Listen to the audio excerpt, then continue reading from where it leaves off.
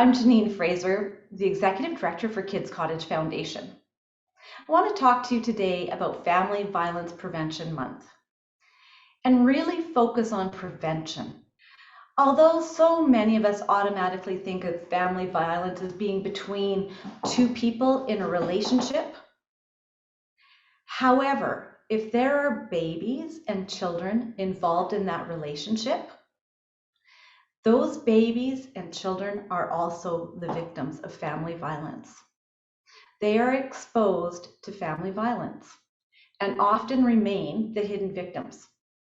Years ago, when I first started working in the field, I was working with a very young mom who was badly beaten and thrown through a glass window of her home. Unfortunately, people judged her. They asked her why she did not run away. And indeed, she didn't run away and she didn't fight back. And the reason why she didn't do this was because while she was being badly beaten and assaulted by her boyfriend, he held their 3-month-old baby like a football while he beat her and yelled at her and told her she was no good and that she was not a good mother and that she was stupid and that he was going to run away with that baby and she would never see her baby again. Another scenario that comes to mind is a woman I worked with who had the most beautiful clothing, had a very nice vehicle, 5 children. She was financially abused, which is very prevalent in family violence.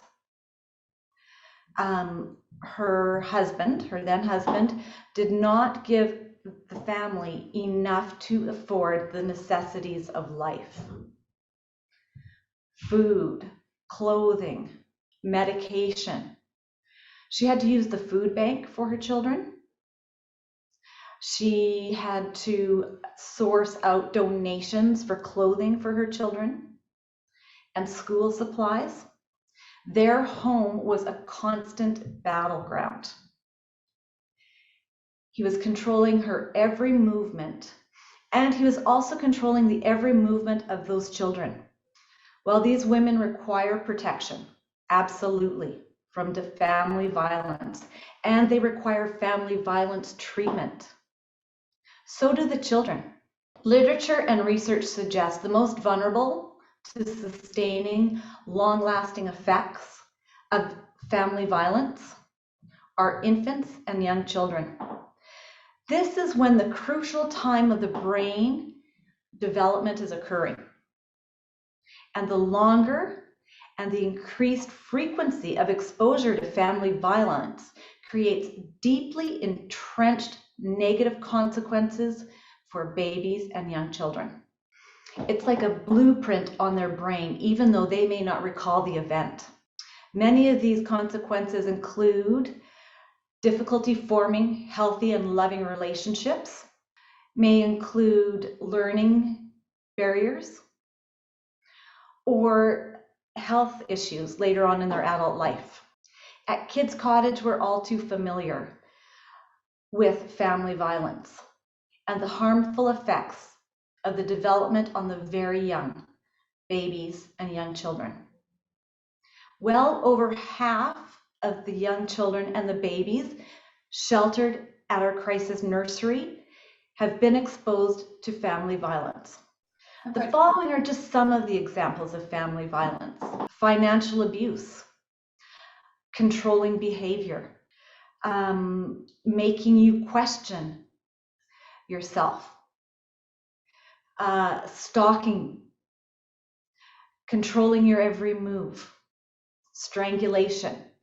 There's so much and so many layers to family violence that impact our very youngest, most vulnerable infants and children. This month, we're going to be sharing resources that you can use to recognize and understand the signs of family violence, because it is very complex. When infants and children experience family violence and their well-being and their security for survival are threatened, it makes it really difficult to build strong and resilient futures. But that's what Kids Cottage is here for. I would like you to see the link below to start to learn more about how it impacts the brain. I invite you to join us in recognizing Family Violence Prevention Month by educating yourselves on the signs and symptoms of abuse, sharing this message with your friends and family and colleagues. If you feel you may be a victim of family violence or you're concerned, please call our crisis line at 780-944-2888. There is always someone at the other end of the line more than willing to speak to you about this. Please stay safe. Take good care of yourselves. Thank you.